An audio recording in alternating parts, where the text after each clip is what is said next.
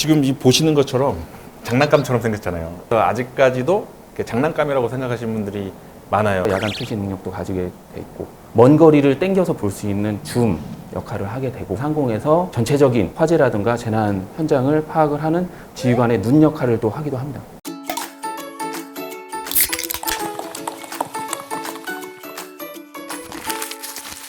소다톡 조태꿀!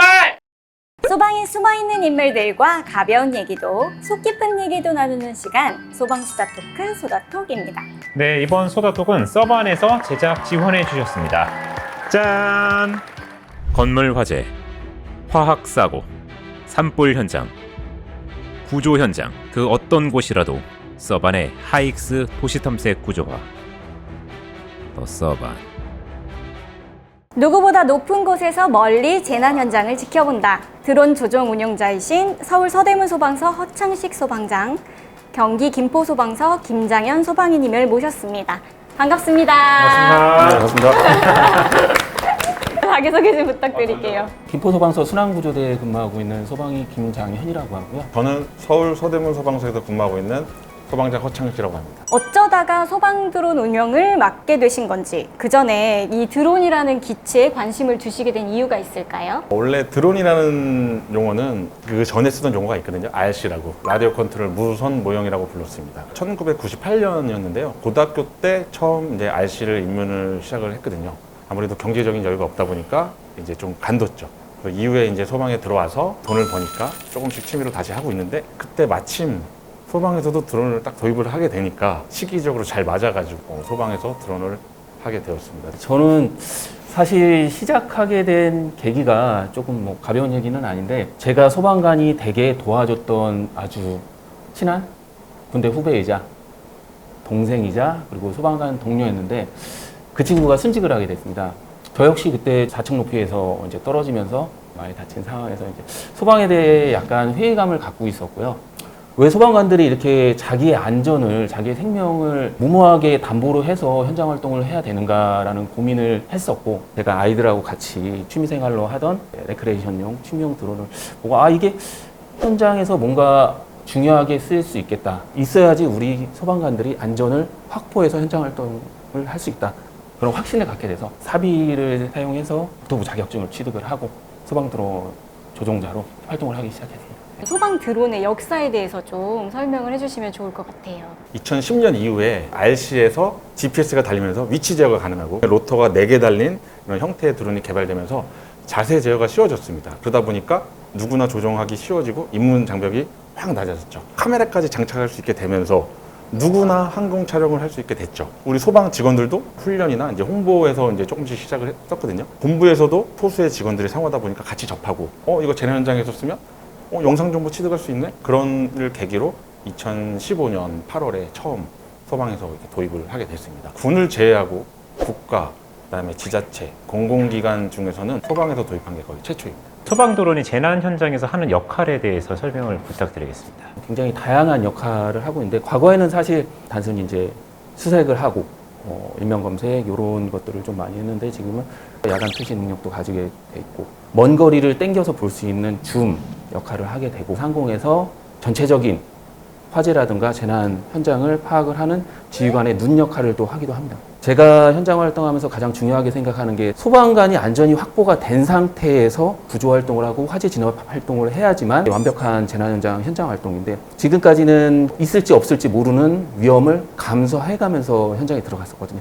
근데 이 소방 드론의 역할은 소방관들이 위험을 감수하지 않고 더 빠르게, 더 정확하게 현장 상황을 파악할 수 있는 그런 역할을 좀 하고 있습니다. 뭐 에어드랍이라든지 물이나 그런 약품 방수하는 그런 드론이라든지 이송할 수 있는 이런 드론들이 개발이 되었기 때문에 앞으로는 또 다양하게 활용할 수 있지 않을까.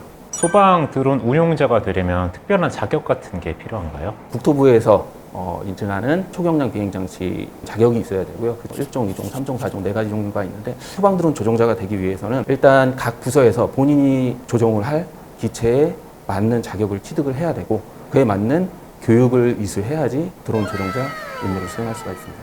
아직 일선에서는 소방 드론에 대해서 약간 장난감이다, 이런 취급을 하면서 안 좋은 시선이 여전히 좀 존재하는 걸로 알고 있는데요. 그런데도 소방 드론이 현장에서 필요한 이유는 뭘까요? 지금 이 보시는 것처럼 장난감처럼 생겼잖아요. 아직까지도 이렇게 장난감이라고 생각하시는 분들이 많아요. 재난 현장에서 이제 드론을 활용해서 정보를 취득하기보단 기존의 취득 방식을 더 고수하시는 분도 계시고요. 재난 현장은 다양하고 예측하기 어렵고 광범위하고 복잡하잖아요. 거기서 정보 취득을 하기 위해서 드론만큼 좋은 게 없다고 생각을 하거든요. 왜냐면 위에서 이렇게 한 번에 내려다볼 수 있는 장점이 있죠. 산악사고가 났어요. 조난자가 발생을 했어요. 드론이 없었을 때 한 2, 30명, 3, 40명 경찰이 올 수도 있고 군부대가 같이 올 수도 있고 다 산에 뛰어 올라갑니다. 실제로 그런 사례가 있었어요. 결국엔 못 찾았어요. 왜? 옆에 산에 있었어요. 근데 드론이 있었다면 실제로 제가 야간에 5분 만에 구조 대상자 찾았어요. 그 산에 우리 소방관, 구급대원 아무도 안 올라갔어요. 과거에 없었다고 한다면은 직접 소방관들이 올라가서 찾아야 되는 그런 현장인데 드론이 있었기 때문에 아무도 올라가지 않고 체력의 낭비 소모, 시간의 손실 없이 5분 만에 구조 대상자 찾아서 구조할 수 있는 그런 경험이 있었고요. 순환 현장에 뭐 익사체가 떴다는가 부유물이 있는데 확인해야 된다. 소방관들이 다 들어갑니다. 잘못했을 경우에는 2018년도에는 저희 직원 2명이 순직을 했고요. 지금 현재 직구로 드론 구입하면은 뭐 10만 원 내면 살 수 있는 그 드론이 있었다면 그런 일은 없었을 겁니다. 필요성이라고 한다면 아까도 말씀을 드렸지만 우리 소방관들의 안전을 확보하고 더 나아가서 구조 대상자를 더 빠르고 안전하게 구조할 수 있는 역할을 할 수 있는 게 지금은 드론이라고 확신하고 있습니다. 그분은 구조대원이면서 소방드론 운용자인 건지 아니면 보직이 딱 소방드론 운용자라고 딱 명확하게 있는 거예요? 들어왔을 때부터 구조 특채로 활동을 하면서 화재 진압, 생활안전, 뭐 다양한 재난 현장을 출동을 나갔고 지금도 역시 드론 조종도 하고 통제관 임무도 하고 화재, 구조 출동을 다 나가고 있습니다. 우리 인간들은 수천 년 전부터 발을 보호하기 위해 신발을 신어왔습니다. 착용감과 내구성 등 그 기능은 날이 갈수록 진보해왔죠. 특히 유리파편 등이 널브러진 재난 현장에서 활동하는 소방대원에겐 안전하고 편한 신발은 필수입니다. 그런데 말입니다. 여기 1.5톤 차량이 밟고 지나가도 날카로운 못에 힘껏 내려쳐도 아주 멀쩡한 구조화가 있습니다.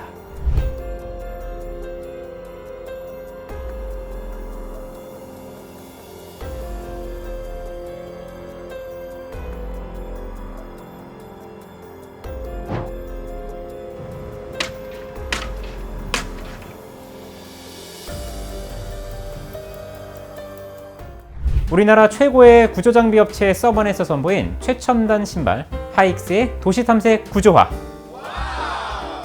사실 화재 현장 같은 거는 건물 화재 같은 게 많잖아요. 그럼 건물 내에 구조 대상자가 발생했다. 이런 현장에서 뭐 좀 실적이라고 할까요? 사실 화재 현장에서는 좀 실내 비행이 좀 어렵습니다. 소방 대상물에 제원 설비가 있잖아요. 드론은 하향풍이다 보니까 중성대나 공기 연기의 흐름을 다 망칠 수가 있어서 화재 현장에서는 아직 시기상조라고 보고 대신에 화재 현장이 아닌 붕괴나 구조대원이 접근하기 힘든 그런 장애물이 많은 지역에서는 실내 드론으로 활용할 수 있는 방법도 좋은 방법이라 생각합니다. 화재, 순환, 구조, 생활안전 모든 분야에서 드론을 활용을 할 수가 있는데 화재 현장에서 저희가 드론을 사용하는 목적을 좀 생각을 해봐야 될 것 같아요. 구조 현장에서는 구조 대상자를 찾고 현장이 안전한지 확인을 한다면은 화재 현장 같은 경우에는 지휘관이 그 현장을 전체를 지상에서 보면서 지휘를 할 수가 없지는 않지만 좀 제한적인 면이 있거든요. 그럴 때 화재 현장에 상공에 드론을 위치시켜서 지휘관이 위험한 지역의 대원들을 대피시키고 어디에 조난자가 있다? 그러면은 구조대원들을 지임시켜서 구조 활동을 하고 이런 용도로 화재 현장에서 주로 활용을 하고 있습니다. 어떤 재난 현장에서는 내가 직접 투입을 하고 어떤 재난 현장에서는 내가 소방 드론을 운용해야 되는지 그 기준이 궁금하거든요. 교통사고 현장에서 드론이 필요할까요? 하지 않을까요? 굳이 드론을 띄우지 않아도 현장 활동하는데 크게 무리가 없다. 그러면은 드론 파일럿이 같이 교통사고 현장 들어가서 구조 활동을 하는 거고요. 근데 화재 현장인데 이건 어느 정도 규모가 좀 되고 더 크게 확산돼서 대응 단계에 이르를 수 있겠다. 이럴 때는 드론 운영하고 그때 케이스마다 드론 조종자가 판단을 해서 드론을 운행을 하겠습니다. 하지 않겠습니다. 아직은 그 단계에 있는 것 같습니다. 네. 드론의 활용이 좋은 이유가 화재 현장에서 정보 취득이 너무 많으면 기존의 무전 방식은 순차적으로 해야 되기 때문에 시간이 좀 걸리는 게 사실이거든요. 지휘관이 보기에는 그냥 한 번에 사이즈업을 하기가 되게 편하죠. 이동지, 전진지 하지 않고 딱 정해진 공간에서 차항판 딱 피고 고정지를 할 수 있는 그런 장점이 있죠. 소방드론 운용자로서 재난 현장에 투입이 많이 이제 되셨을 텐데 가장 기억에 남는 현장이 있을까요? 가장 기억나는 거는 일주일 사이에 2번 정도 구조 대상자를 실제로 구조한 사례가 있었고요. 투신자가 나 살기가 너무 힘들어서 투신을 할 거다 라고 자기 위치를 알려줬는데 출동을 할 때부터 느낌이 아니면 어떡하지? 그 위치가 아닐 수도 있겠다. 그런 상황에서 도착했을 때 본인이 말한 건물에 구조 대상자가 없었고 바로 드론을 비행을 해서 주변에 있는 가장 높은 건물로 올라갔어요. 올라갔는데 구조 대상자를 찾을 수가 없었던 게 옥상층이 아니라 옥상층 끝 모서리에서 경사진 부분에 펜스도 없고 난간도 없는데 웅크리고 앉아 계시더라고요. 드론으로 바로 찾았고 저희 구조대원을 그 옥상층에 진입시켜서 구조를 할 수 있는 경험이 있었습니다. 그리고 또 일주일 사이에 또 비슷한 사례가 있었는데 영하 5도 정도 되는 겨울이었고 남자친구와 싸워서 자살을 하려고 산에 올라갔었는데 날씨가 너무 춥고 뭐 이러다 보니까 마음이 좀 바뀌어서 하산을 하려고 했는데 길을 잃어버린 거예요. 산이 그렇게 높진 않지만 안 좋은 결과로 이루어질 수가 있었는데 그때 마찬가지로 드론을 이륙시켜서 구조대상자하고 통화를 하면서 드론을 구조대상자 머리 위로 위치를 시키고 구조대원과 그리고 구급대원을 현장으로 투입을 시켜서 안전하게 구조했던 사례가 있었습니다. 저도 한 8년 동안 운영하면서 너무 많은 것 같습니다. 가장 최근에 있었던 일은 작년에 인왕산 화재가 났었거든요. 초반에는 이제 뭐 불이 워낙 크기 때문에 드론으로 연소 확대되는 부분만 판단할 수 있었지만 그때 가장 크게 잘 활용할 수 있었던 부분이 화재를 진압해도 잔불이 있습니다. 3일 지나고 일주일 지나도 계속 다시 오르는 경우가 있는데 찾기가 힘들기 때문에 항상 경계 간창이라는 걸 해놔요. 수간 수백 개씩을 미리 다 설치를 해놓죠. 야간에 열화상 카메라로 보니까 그 잔불이 올라오기 전에 다 파악이 되더라고요. 미리 방수해가지고 3일 만에 완전을 했습니다. 두 번째는 롯데타워 아시잖아요. 제2의 롯데월드. 한 외국인이 무단 등반을 했어요. 근데 그 외국인 되게 유명한 친구더라고요. 예전 같으면 드론이 있기 전까지는 그냥 올라가면 기다리는 것밖에 없는데 드론으로 계속 추적을 도망다니더라고요. 추적을 실시간으로 하면서 곤돌라를 내려서 구조했습니다. 소방 드론은 또 특수 목적을 가지고 운용하는 장비인데 그렇다면 앞으로 어떤 부분이 좀 개선이 됐으면 하시는지. 가장 문제가 이제 법에 대한 저쪽인데요. 비행 승인, 촬영 허가, 개인 정보 보호 많이 개선이 되었지만 그 중에서 이제 조금 아쉬운 부분을 제가 이제 2가지만 말씀드리면 저희가 긴급 비행을 하기 위해서는 협의를 해야 돼요. 근데 공역마다 중요도 특성이 다르기 때문에 전국적으로 똑같이 협의를 보지 못했습니다. 그러니까 드론을 운영하고 있지만 전국적으로 똑같이 그렇게 긴급 비행을 할 수 없다는 얘기예요. 두 번째는 아무래도 법의 적용을 받고 간제 영향이 있다 보니까 비행 승인 시간이 오래 걸려요. 특히 수도권 같은 경우는 빨라야 3분, 늦으면 5분 정도 걸려요. 근데 재난 현장에서 우리 골든타임 5분이라고 하잖아요. 필요할 때 쓰지 못하면 효율이 많이 떨어집니다. 그런 부분을 좀 개선해야 되지 않을까 싶은데 나름 이제 솔루션을 제시를 한다면 항공안전법에 항공기는 300m 이하로 못 내려오게 돼 있거든요. 도심에서는 150m 이하로 못 내려오고 드론도 마찬가지로 150m 넘기지 못해요. 실제로 현장에서 사용하는 고도는 한 20, 30m밖에 안 됩니다. 한 30m까지는 승인 후에 비행하는 게 아니라 승인하면서 비행할 수 있게 해준다면 드론을 더 다양하게 활용할 수 있지 않을까.